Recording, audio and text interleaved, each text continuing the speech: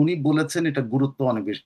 Internationally এখন সবাই জানে। আপনি তো এটা তো সারা দুনিয়াতে প্রকাশিত। আপনি সবাই কনসার্ন, জাতিসংঘ কনসার্ন প্রকাশ করছে বাংলাদেশের কাজ কারবারে। বলে নাই হয়তো এক্সট্রিমিস্ট, কিন্তু বলছে না বাংলাদেশে যেগুলো হচ্ছে। জাতিসংঘ তো বলতেছে। Each and everyone knows. Sheikh Hasina এখন এটাকে পিন পয়েন্ট করলেন আরকি যে এরা এই। উনি একটা ওদেরকে করলেন। সেটাতে অবশ্যই মানে ইন্টারন্যাশনাল যে কনসেপ্ট আপনি সবগুলো দেশের দেখেন দূতরা কিন্তু বাংলাদেশে আছে। তারা কিন্তু এগুলা শেখ হাসিনা যদি নাও বলে তারা কিন্তু দেখতেছে যে ইউনূস কার সাথে যায়। আপনি এখানে এই টোটাল যে ইন্টারভিউটার একটাই আমি এসেন্স খুঁজে পাই। একটা বা ২ টা এসেন্স মানে খুঁজে পাই। সেটা হলো উনি মোটামুটি একটা জায়গায় ক্লিন এবং করছিলেন যে এই সরকার একটা বায়াস এবং তারা পলিটিক্যালি মোটিভেটেড। এই সরকার জঙ্গি এবং রিলিজিয়াস ফ্যানাটিক্সদের নিয়ন্ত্রণের সরকার। এটা কিন্তু এর আগে এভাবে বলা নাই। বলছেন যে উনি যে কথাটা এক্সাক্টলি বলেছেন যে coalition of extremist and opportunist, মানে একদম জঙ্গি এক্সট্রিমিস্ট মানে জঙ্গি এবং বাদীদের একটা কোয়ালিশন। তো এই দুটা জিনিস উনি করছেন।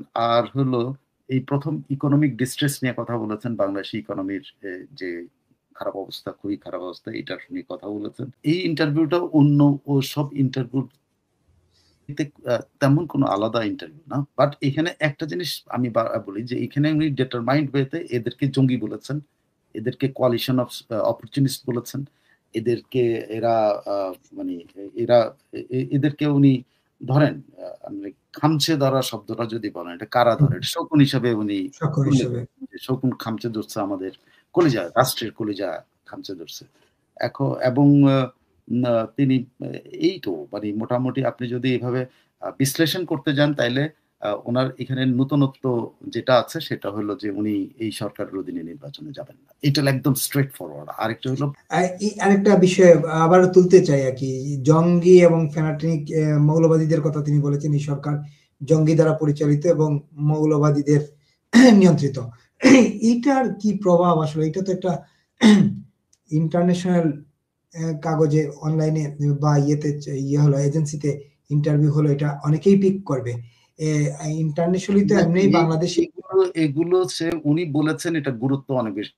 ইন্টারন্যাশনালি এখন সবাই জানে। আপনি তো এটা তো সারা দুনিয়াতে প্রকাশিত। আপনি সবাই কনসার্ন, জাতিসংঘ কনসার্ন প্রকাশ করছে বাংলাদেশের কাজ কারবারে। বলে নাই হয়তো এক্সট্রিমিস্ট, কিন্তু বলছে না বাংলাদেশে যেগুলো হচ্ছে। জাতিসংঘ তো বলতেছে। Each and everyone knows. Sheikh Hasina এখন এটাকে পিন পয়েন্ট করলেন আরকি যে এরা এই। উনি একটা ওদেরকে করলেন।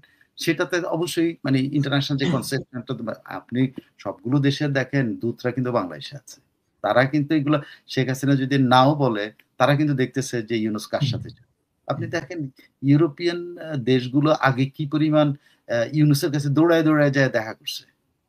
হ্যাঁ? কোথায় একেবারে ভারত থেকে আইসা পর্যন্ত দিল্লি থেকে দেখা করছে। তো তারা কোথায়? তারা কোথায়? ইউনূস সাহেবের সেই কথা কি এখন ইউরোপের দেশগুলি শুনতেছে যে বাংলাদেশে ভিসার ব্যবস্থা করো। ভিসা ওটা বন্ধ করে দিচ্ছে। আপনি বিভিন্ন দেশের যে ভিসার যে সে বন্ধ করে দিচ্ছে। আপনি সামনে আপনি আরো অনেকগুলা দেশ থেকে দেখবেন যে এরকম রেস্ট্রিকশন চলে আসবে। কারণ এগুলোর অ্যাকশনটা ধীরে হয় এবং গোপনে হয়। তারপরে প্রকাশ পায়। না? আপনারা দেখেন IELTS নিয়ে বাংলাদেশ কিভাবে জড়িয়েছে? এটা কি এমনি জড়িয়েছে? বাংলাদেশের নামটা IELTS এর পরীক্ষা প্রশ্নপত্র ফাঁস নিয়ে বাংলাদেশ জড়িত। এটা এত বড় করে আসছে কেন? এটা আগেও হইছে, হয় নাই যে তা। কিন্তু নামটা কেন এত জোরালো ভাবে প্রচার করা হলো? এটা হলো কারণ হলো ইউকে এখন বাংলাদেশকে সন্দেহের চোখে দেখে। যাই দেখে এর আগে এগুলোকে হয়তো মানে কেয়ার করে নাই, খেয়াল করে নাই, পাত্তা দেয় না। কিন্তু এখন ভালো করে খেয়াল করতেছে। আরে বাংলাদেশে এখন ২ নম্বরের সাথে জড়িত। আপনি দেখেন বাংলাদেশ বিরোধী কি পরিমাণ প্রচার ইউকেতে শুরু হয়েছে। কতগুলো ১২টা ইউনিভার্সিটি বাংলাদেশি ছাত্রদের করে দিয়েছে। ভর্তি বন্ধ করা মানে আপনি 90% আপনার ছাত্র যাওয়া বন্ধ হয়ে গেল এই সেশনে। সো এগুলা কিন্তু দেখতে এগুলা আমি জানি না এগুলো প্রচার বাংলাদেশে এগুলো মানুষের কাছে গুরুত্ব পায় কিনা জানি না। তবে ছাত্ররা কিন্তু এখন টের পাচ্ছে। যে ছাত্ররা এই জঙ্গিদের সাথে মিলে এগুলা করছে তারা কিন্তু টের পাচ্ছে। কারণ এই প্রায় ঢাকা ইউনিভার্সিটির চাইতে অনেক বেশি ভূমিকা রেখেছে কিন্তু প্রাইভেট ইউনিভার্সিটি। যখন ঘরের ভিতরে ঢুকে গেছিল প্রাইভেট ইউনিভার্সিটির বাইরে কিন্তু এই আন্দোলনটা টিকে রাখছে। আর মাদ্রাসার ছেলেরা, এই প্রাইভেট ইউনিভার্সিটির স্টুডেন্টরা এখন টের পাচ্ছে যে তারা একটা ভিসা চাইতে গেলে তাদের ভিসা দেওয়া হচ্ছে। এরা কিন্তু টের পাচ্ছে।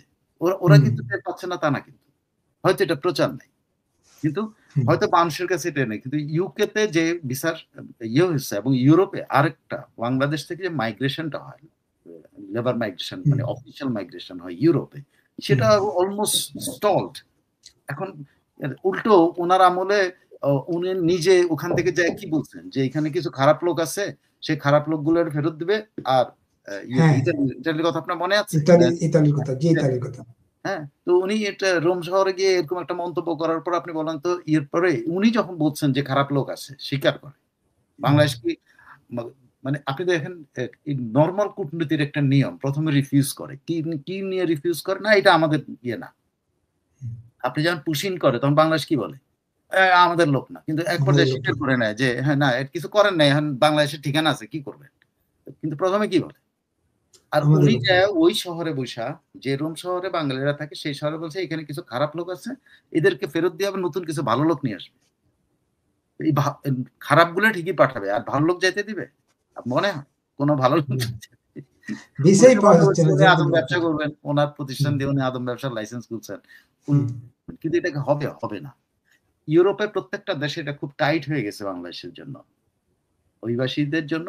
আপনি ইউকেরই তো আপনার একটা ইয়া বেড়েছে বাংলাদেশে এবং পাকিস্তানের প্রায় কত পার্সেন্ট অভিবাসন অ্যাপ্লিকেশন, রিফিউজি ক্লেইম 90% বাতিল করে দিচ্ছে।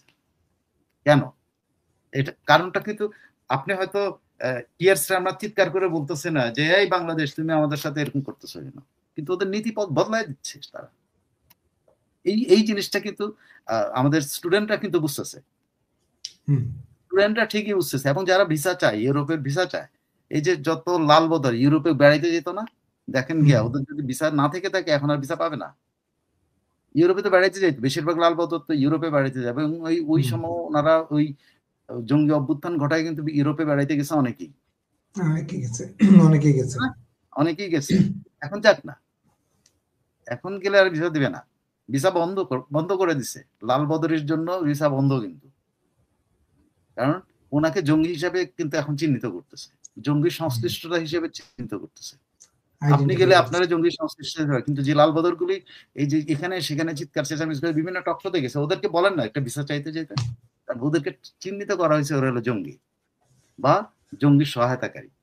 সবগুলি এই যত টক শোতে যতগুলি আপনার দেখেন না, যারা ওই সময় নাচছে কুদছে, তারা এখন মানে মাঝে মধ্যে কেন এখন কোথাও যায় না, কেন আস্তে আস্তে নিজের লুকায় ফেলতেছে। কারণ তাদের এই চেহারা যত বেশি দেখে তত ইউরোপে তো যাওয়ার দরকার আছে, তাদের ভিসা পায় না তো, রেসিডেন্ট ছাড়া আপনি আর ইউরোপে এখন আর এই লাল বদরটা ভিসা পাবেন না, ইট ইজ গন।